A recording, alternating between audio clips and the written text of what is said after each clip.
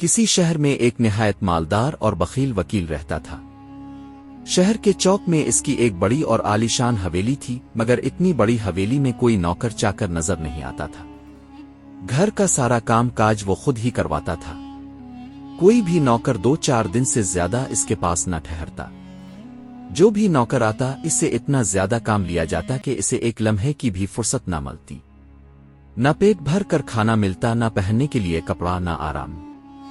رات بھر حویلی کے دروازے پر پہرا دینا پڑتا، اور جب تنخواہ مانگتے تو مار پیٹ کر نکال دیا جاتا۔ اسی وجہ سے وہ پورے شہر میں ایک ظالم اور شیطان صفت آدمی کے طور پر مشہور تھا۔ ایک دن ایک نوجوان آدمی اس کے پاس آیا اور نوکری کی درخواست کی۔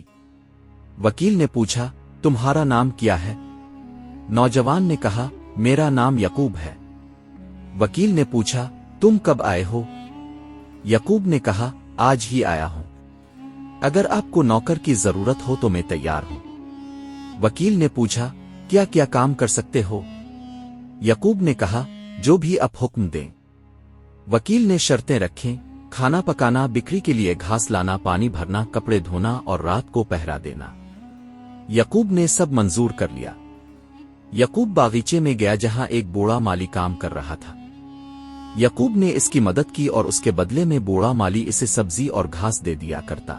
یعقوب روز اس کا کام بھی کر دیتا اور یوں 3 سال گزر گئے۔ 3 سال بعد یعقوب نے گھر جانے کی اجازت مانگی اور 3 سال کی تنخواہ طلب کی۔ وکیل نے اسے صرف 3 سکے دیے۔ یعقوب نے صبر سے وہ سکے لے لیے اور اللہ پر بھروسہ کر کے روانہ ہو گیا۔ راستے میں ایک جنگل کے قریب اس کی ملاقات ایک ٹھگنے قد کے عجیب آدمی سے ہوئی۔ اس نے یعقوب کو 3 جادوئی تحفے دیے، ایک بربط، ایک بانس کی نلکی اور یعقوب کے دائیں ہاتھ میں خاص تاثیر۔ یعقوب آگے بڑھا تو ایک یہودی نے اسے پرندہ پکڑنے کو کہا۔ یعقوب نے پرندہ پکڑ لیا، مگر یہودی انعام دیے بغیر بھاگنے لگا۔ یعقوب نے بربط بجایا تو وہ یہودی ناچنے لگا اور مجبور ہو کر انعام دے دیا۔ بعد میں اس یہودی نے یعقوب پر جھوٹا الزام لگایا۔ یعقوب کو حاکم کے سامنے پیش کیا گیا۔ یعقوب نے بربط بجایا تو حاکم اور سب لوگ ناچنے لگے۔ تب سب کو حقیقت معلوم ہو گئی اور یعقوب کو رہا کر دیا گیا۔ یعقوب گھر پہنچا، اپنی ماں سے ملا اور پھر ماں کو ساتھ لے کر دوبارہ اسی بخیل وکیل کے شہر آیا اور پھر سے نوکری کر لی۔ کچھ دن بعد جب یعقوب نے اجرت مانگی تو وکیل نے اسے نکال دیا۔ تب یعقوب نے بربط بجایا۔